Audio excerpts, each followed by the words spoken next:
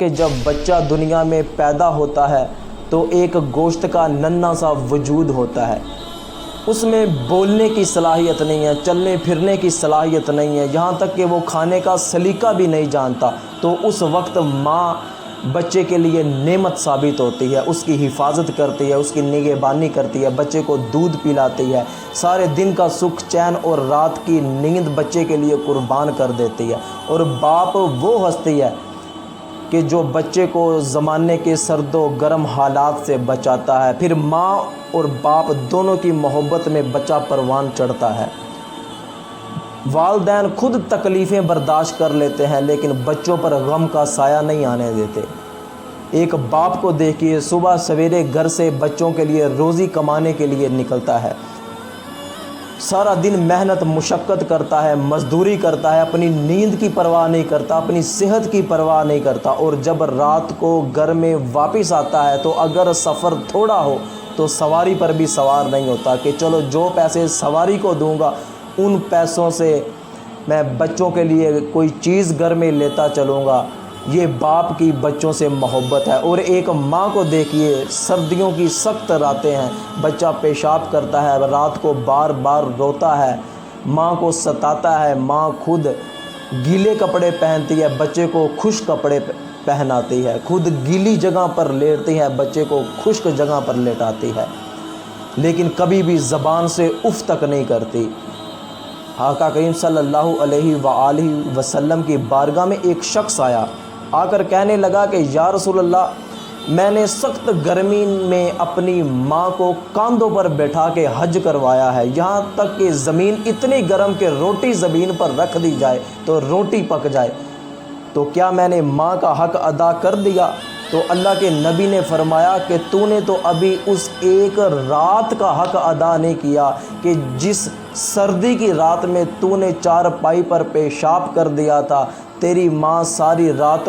خود گیلی جگہ پر سوئی رہی، تجھے خشک جگہ پر لٹائے رکھا۔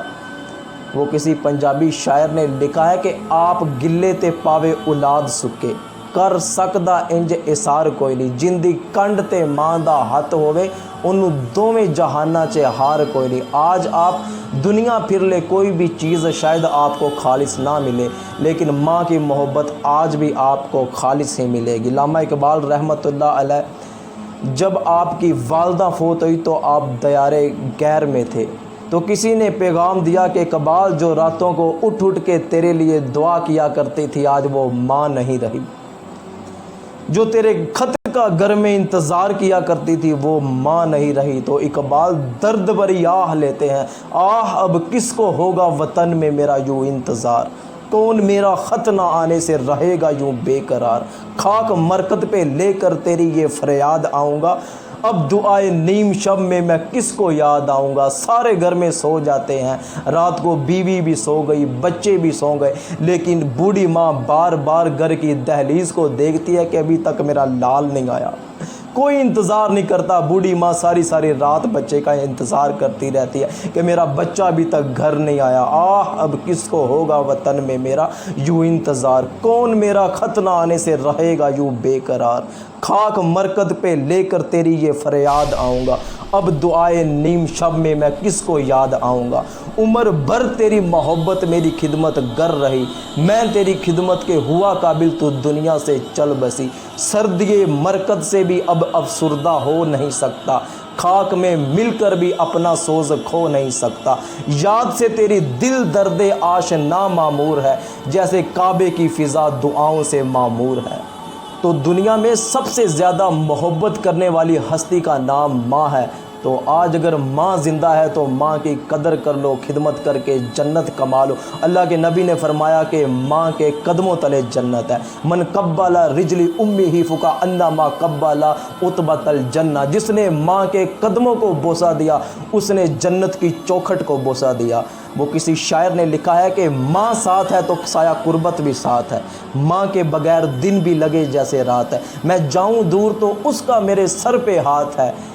میرے لیے تو میری ماں ہی میری کائنات ہے۔ رب جہاں نے ماں کو یہ عظمت کمال دی، اس کی دعا پہ آئی مصیبت ٹال دی۔ قرآن میں رب نے ماں کے پیار کی مثال دی، جنت اٹھا کے ماں کے قدموں میں ڈال دی۔